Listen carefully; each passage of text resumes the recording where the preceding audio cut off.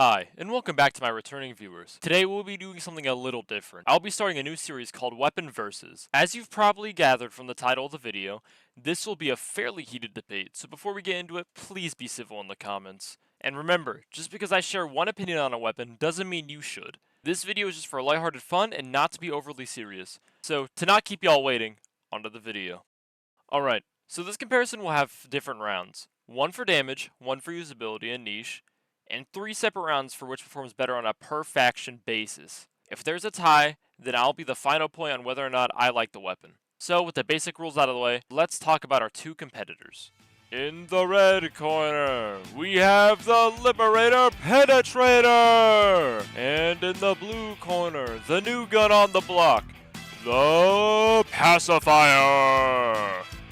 Round 1, begin! To test the damage, we will see how quickly both guns can kill a warrior from the bug front.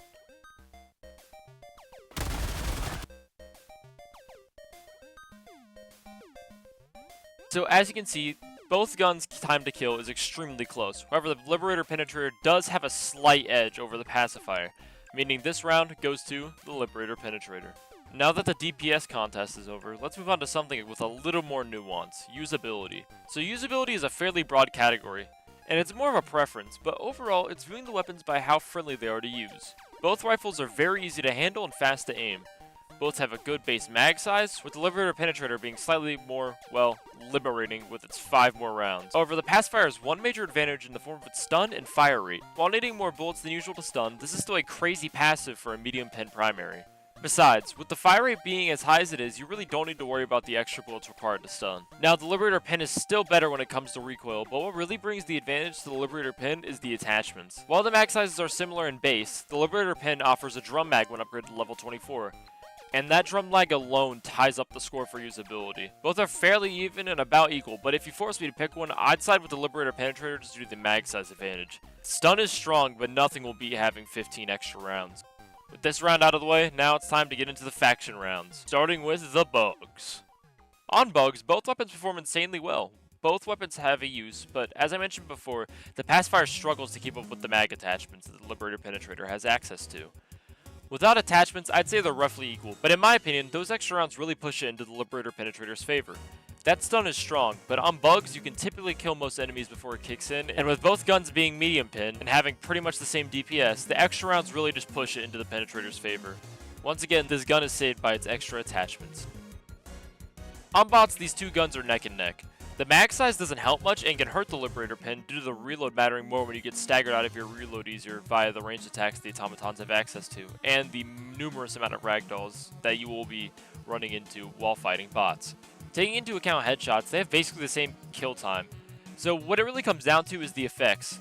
And when it comes to status effects, the Pacifier has the edge. The bots are usually tankier, so they actually stun if you miss your headshots, and thus it makes it easier to headshot them, as well as just keeping the hail of laser fire down. So I'm gonna actually give this point to the Pacifier for bringing a unique advantage that no other weapon can really give on this front. For the final round, it's Squid time. Squids, once again, you'll mainly be dealing with tankier enemies, so once again, the Pacifier's stun actually works. But at the same time, the extra rounds in the Liberator Pen help it perform better against Voteless and Watchers. So due to these factors, I can't really say which one is better than the other gameplay-wise. But when you take into account what people normally bring on this front that already deals with the Overseers, the Pacifier kind of loses its main draw of being able to deal with them more effectively. So while it's extremely close, with the kind of loadouts people usually run on Squids, I think it's usually better to go with the Liberator Penetrator over the Pacifier, meaning that this round barely goes to the Liberator Penetrator. Tallying up all the points in a landslide, the final score is 4-1, with the Liberator Penetrator being victorious over the Pacifier. Now, like I said at the start of the video, I by no means dislike any of these weapons. I actually get a lot of fun out of the Pacifier, and genuinely just enjoy its firing sound and handling overall. But sadly, the Pacifier just can't really keep up with the Liberator Penetrator just due to the attachments. It's rather one-sided when you actually start to break it down. That stun is strong, but in my opinion, attachments will almost always be at out effects. Well, that's the end of the video. Thank you guys for watching. With much time goes between both my uploads now, with the whole bi-weekly upload schedule, that y'all are probably getting bored out of your mind waiting. And with how short my videos usually are, it kind of can seem like it's not worth the wait, but you know, I do try to put as much effort and love as I can into these videos.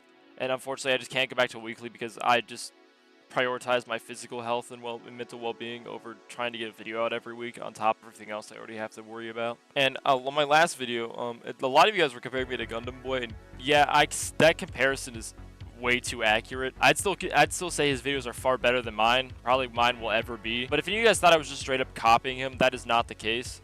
I genuinely didn't mean for that comparison to be as accurate as it is. I actually thought I was being rather original, but the similarities speak for themselves. But that's all for this week. Bye bye.